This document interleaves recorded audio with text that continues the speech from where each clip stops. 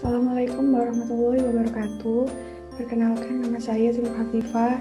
Di sini saya akan menjelaskan mengenai persediaan. Pengertian persediaan.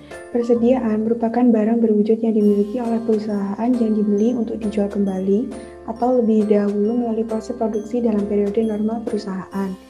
Persediaan atau inventory memiliki posisi strategis dalam perusahaan karena dalam laporan keuangan, baik laporan laba rugi maupun neraca sebuah perusahaan dagang atau perusahaan industri, persediaan merupakan bagian yang signifikan dari keseluruhan aktiva lancar, sehingga seringkali laporan keuangan tidak akan dapat disusun tanpa mengetahui nilai persediaan.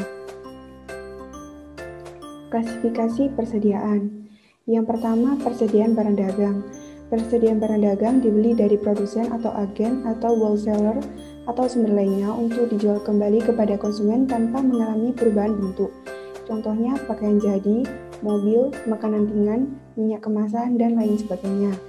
Yang kedua, persediaan bahan baku.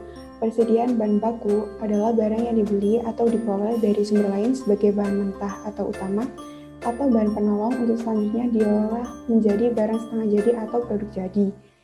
Yang ketiga, persediaan barang dalam proses. Persediaan barang dalam proses biasanya meliputi barang-barang yang masih dalam proses pengerjaan sehingga memerlukan pengerjaan lebih lanjut sebelum barang itu dijual. Barang dalam proses biasanya ditentukan nilainya berdasarkan dari biaya bahan baku, biaya tenaga kerja langsung, dan biaya overhead pabrik yang telah dikeluarkan atau terjadi sampai dengan tanggal tertentu. Yang keempat, persediaan barang jadi. Persediaan produk jadi adalah barang yang telah selesai diproduksi dan siap untuk dijual, seperti halnya barang dalam proses. Barang jadi biasanya ditentukan nilainya berdasarkan dari biaya bahan baku, biaya tenaga kerja langsung, dan biaya overhead pabrik yang telah dikeluarkan atau telah terjadi sampai menjadi barang jadi. Penentuan kepemilikan barang. Yang pertama, barang goods in transit atau barang dalam perjalanan. Maksudnya adalah barang yang pada tanggal neraca masih dalam perjalanan. Hal ini dapat menimbulkan masalah apakah barang tersebut masih menjadi milik penjual atau sudah berpindahnya menjadi pembeli. Pemilik harus mempertimbangkan syarat pengiriman barang yang berlaku. Syarat pengiriman atau sering juga disebut FOB, Free On Board, sering diartikan sebagai harga penawaran dari penjual.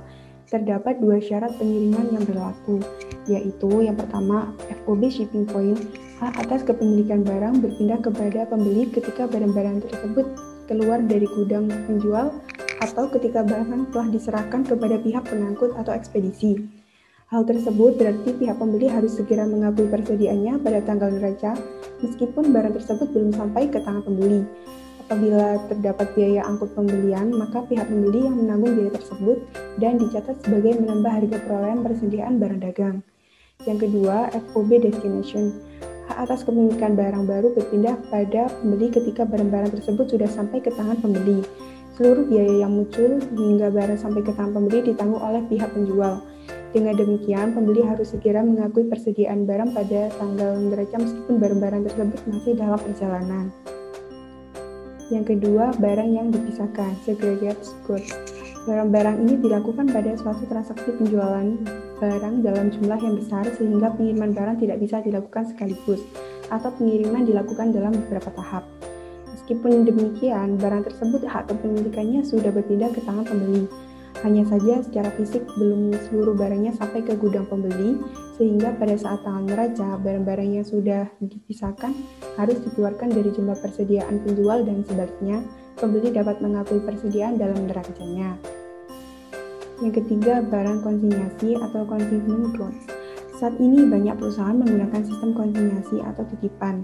Pihak yang menitipkan barangnya kepada pihak yang dititipi dengan maksud agar konsinyasi menjualkan barang tersebut. Status yang dititipkan dikonsinyasikan, hak kepemilikan barangnya masih tetap pada konsinyur sampai terjual. Penjualan barang konsinyasi dicatat dalam laporan tersendiri oleh konsinyur secara rutin dan mendapatkan komisi penjualan dari konsinyur, sehingga biaya penyimpanan dan lain sebagainya yang timbul dari sistem ini ditanggung oleh pihak konsinyur. Sebaliknya, karena konsinyur tidak berhak atas kepemilikan barang, maka saat tanggal neraca konsinyur tidak boleh memasukkan nilai persediaan barang konsinyasi ke dalam neraca. Keempat, penjualan asuransi, installment sales.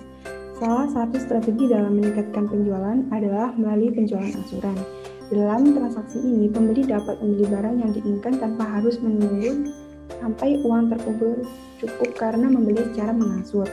Pembeli dapat memperoleh barang yang diinginkan dengan cara membayar uang muka, down payment, pada saat pertama kali dan sisanya diangsur dalam jangka waktu yang telah ditentukan, ditambah bunga atas sisa pinjaman jika ada.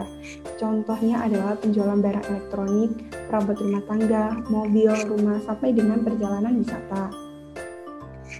Metode pencatatan. Yang pertama yaitu metode fisik atau periodic system inventory. Ciri khas dari pencatatan menggunakan metode fisik adalah memiliki akun pembelian barang dagang. Metode ini tidak mengikuti aliran keluar masuknya barang, sehingga untuk menentukan nilai harga pokok penjualan persediaan barang dagang di akhir periode harus dilakukan perhitungan secara fisik, stock of name, yang ada di tempat penyimpanan atau gudang. Metode pencatatan barang dengan metode fisik ini menyebabkan persediaan barang tidak dapat diketahui setiap saat. Kedua, metode perpetual inventory system. Pencatatan persediaan menggunakan metode perpetual selalu mengikuti aliran keluar masuknya barang, sehingga besarnya nilai harga pokok penjualan ataupun persediaan akhir barang dagang dapat diketahui setiap saat. Metode pencatatan perpetual disebut juga sebagai metode buku, yaitu di mana setiap persediaan barang masuk dan keluar selalu dicatat dalam pembukuan. Pencatatannya dilakukan secara berkelanjutan dan menggunakan semacam buku pembantu, yaitu kartu persediaan, pembelian masuk dan penjualan keluar. Bahkan retur barang dicatat secara langsung di kartu persediaan pada saat terjadi transaksi. Perbandingan metode periodik dan perpetual. Untuk transaksi pembelian barang dagangan pada metode periodik, yaitu pembelian pada kas atau utang dagang. Pada perpetual, yaitu persediaan barang dagang pada kas atau utang dagang. Untuk retur pembelian pada metode periodik, yaitu kas atau utang dagang pada retur pembelian, dan untuk metode perpetual, yaitu kas atau utang dagang pada persediaan barang dagangan. Untuk jurnal potongan pembelian, untuk metode periodik, yaitu kas pada potongan pembelian, sedangkan untuk metode perpetual, kas pada persediaan barang dagangan. Untuk beban angkut pembelian, untuk metode periodik, beban angkut pembelian pada kas, dan untuk metode perpetual, persediaan barang dagangan pada kas. Dan untuk penjualan tunai atau kredit, untuk metode periodik, kas atau piutang pada penjualan, sedangkan untuk metode perpetual, kas atau piutang penjualan, serta harga pokok penjualan untuk persediaan barang dagangan. Dan selanjutnya yaitu retur penjualan. Untuk metode periodik yaitu retur penjualan pada kas atau piutang dagang, sedangkan untuk metode perpetual retur penjualan pada kas atau piutang dagang serta persediaan barang dagangan pada harga pokok penjualan. Untuk potongan penjualan untuk metode periodik yaitu potongan penjualan pada kas, sedangkan untuk metode perpetual potongan penjualan pada kas. Dan yang terakhir, beban angkut penjualan. Untuk metode periodik, beban angkut penjualan pada kas, sedangkan pada metode perpetual, beban angkut penjualan pada kas. Sekian dari saya. Wassalamualaikum warahmatullahi wabarakatuh.